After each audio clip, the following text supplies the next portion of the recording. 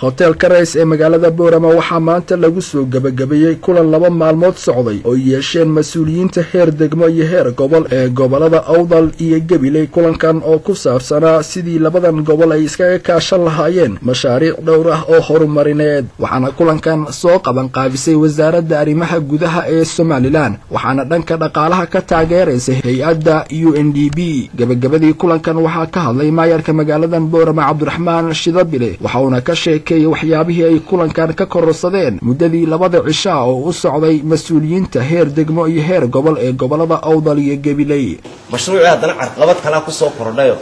waxa ku soo kordhay investmentkii la gelinayay degmooyinka deematana waxay nooga baahan yihiin marka laga shaqeynayo degmo kale oo imka la magacaabay budget baa naga baxaya ilaa hawshii waxa laga qabanayaa degmo kale ama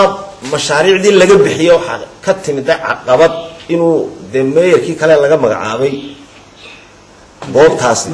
inuu isaguna caqabad kale ku noqdo oo mashruucii ku hor yimaado uu socon waaya iyaduna meesha timid. taasi waa lafdhabar oo ay marka kulankeena isku xidhka ee laga hadlayo sidii gudoomiyayaasha ama gobornaradu ay hawlahaas oo kale u kala socodsiin lahaayeen. sidoo kale gudoomiyaasha gobolada Awdal iyo Gabiley Axmed Xaddi Sidci iyo Axmed Cali Nuur oo iyaguna gabagabadii kulankan ka hadleen ayaa waxay sheegeen inay wax weyn ka kororsadeen kulankan 2 cisho socday mas'uuliyiinta heer degmo iyo heer gobol ee gobolada Awdal iyo Gabiley. nabad halkay ku jirto nabad wanaagayga maxay hiday waa og yahay waxaan jecelahay isduuyaashaadati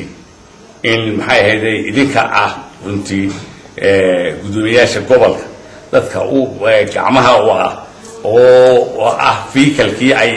wanaaga fari lahayn ama wax ila faraba runtii ama hadda la farana maanta raga fulin karaya iyo wanaaga fulin karaya idinka weeyaan sidooyaasha gobolka iyo meeyarada iyo xogeyaasha dowladda hoose. waxaan jecelahay oo aan maaragtay ku guubaabinaya inaad noqotaan kuwa hadii jeeraalay wanaag ka shaqeeya. way adagtahay وبلانka maanta soo baxay ee labada muddo soo socday runtii oo ah inuu marka dambe ilaa heer tuulo gaado oo qofkuna uu ogaado xaq aad ku leedahay isna uu ogaado xaq uu ku leeyahay oo inta aan run ahaantii aan ku kala socon karo.